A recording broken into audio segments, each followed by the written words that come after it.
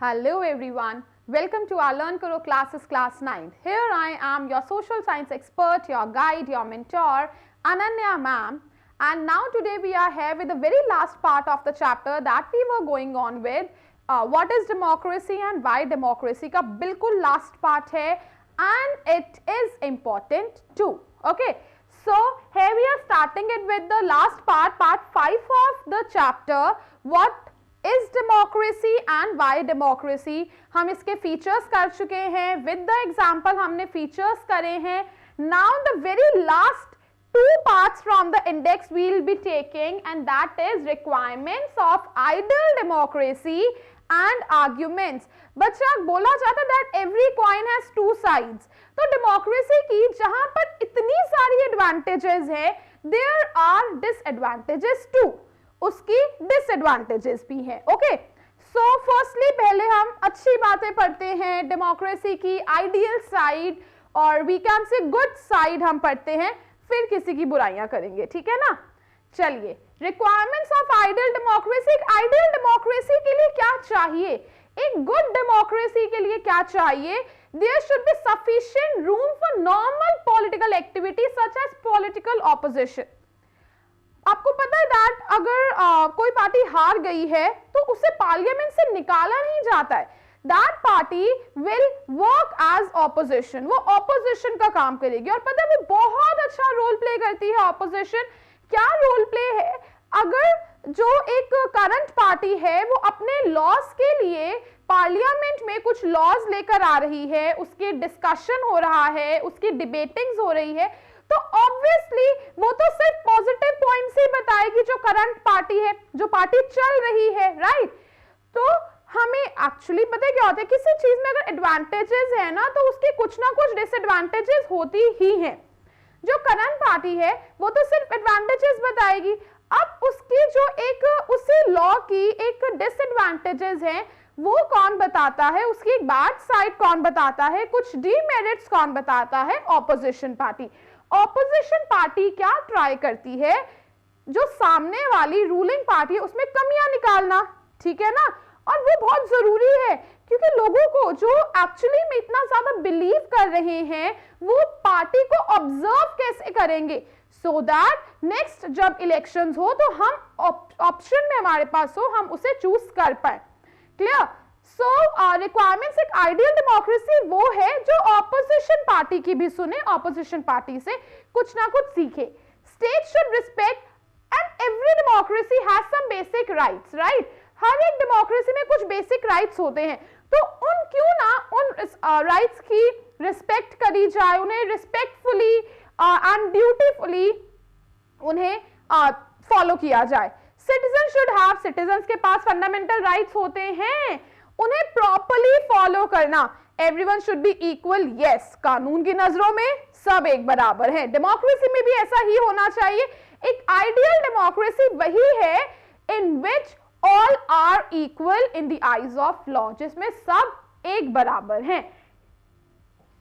Now major decisions, हमने ये तो पढ़ा ही है दैट जो एक आइडियल डेमोक्रेसी है उसमें जो मेजर डिसीजंस है वो इलेक्टेड लीडर्स लेते हैं जिन्हें लोगों ने इलेक्ट करा है. Secondly rule of law and respect for rights. आपको पता है हमारा रूल ऑफ लॉ क्या है? रूल ऑफ लॉ है that everyone is equal, equality. क्या है? Equality. Right. And respect for rights, सबके जो भी राइट्स बनाए गए उन्हें प्रॉपर्ली रिस्पेक्ट करना है. फ्री एंड फेयर इलेक्शन, जिस डेमोक्रेसी में proper free and fair election है that is a very ideal democracy. One person one vote one value, every person can give one vote and each person's vote should have only one value. Clear ना. एक person एक ही vote दे सकता है, उसके vote की एक ही value होगी. So these were the advantages की ये फीचर्स हम कह सकते हैं, और we can say that these are the advantages of ideal democracy. As I said every coin has two sides, तो ऐसे ही एडवांटेजेस के साथ साथ कुछ डिसएडवांटेजेस भी हैं. नंबर वन डिसएडवांटेज जो डेमोक्रेसी की अच्छी बातें नहीं है, नंबर वन इनस्टेबिलिटी. अभी हम एक लीडर के साथ थोड़ा सा कॉप अप करने ही लगे हैं, उसे समझने ही लगे हैं, नेक्स्ट इलेक्शंस आ जाते हैं. राइट. तो इनस्टेबिलिटी है. Leaders keep on changing, leaders बहुत जल्दी चेंज हो जाते हैं, एंड सम ऑफ द जो लीडर्स हैं they are just working for cash rewards, power के लिए वर्क कर रहे हैं, there is no scope for morality, welfare के लिए, इसका मतलब है कि वेलफेयर के लिए वर्क नहीं कर रहे, जबकि political arena is only for the welfare of people. Many people have to be consulted which lead to delays, decision making. क्या कहा जाता है? Delay in decision making. कोई decision लेना है ना तो पहले नंबर ऑफ हिरार्कियल पर्सन से पूछना पड़ेगा, पहले पब्लिक से ओपिनियन लेना पड़ेगा, फिर रैलीज होंगी, प्रेशर ग्रुप्स बनाए जाएंगे, पार्लियामेंट में वो डिस्कशन होगा, पार्लियामेंट में डिस्कशन लोकसभा से पूछा जाएगा, राज्यसभा से पूछा जाएगा, फिर उस पर डिस्कशन किया जाएगा प्रॉपर्ली प्रेसिडेंट के पास, प्राइम मिनिस्टर के पास, council of ministers, and then judiciary के पास एक लॉ बनने के लिए जाएगा. तो बहुत एक लंबा प्रोसीजर है. दैट्स व्हाई इन सबको देखते देखते डिसीजन लेने में बहुत ज्यादा डिले हो जाता है. ठीक है. Lead to bad decision, elected leaders do not know the best interest. कभी कभी क्या होता है, जो लीडर्स सिर्फ पैसों के लिए पॉलिटिकल एरेना में जाते हैं, पॉलिटिक्स में जाते हैं, उनको पता ही नहीं होता है कि हमें हमारी कंट्री के लिए, हमारी एक कॉलोनी के लिए और हमारी डिस्ट्रिक्ट के, हमारे स्टेट के लिए क्या अच्छा है. राइट.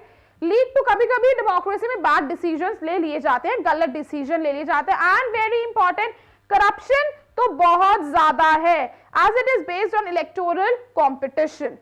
आगे आने के लिए, पावर में आने के लिए मसल पावर एंड मनी का यूज करा जाता है. क्या करने के लिए? Just to take the political power, just for the sake of political power. And also please remind the word that is cash rewards.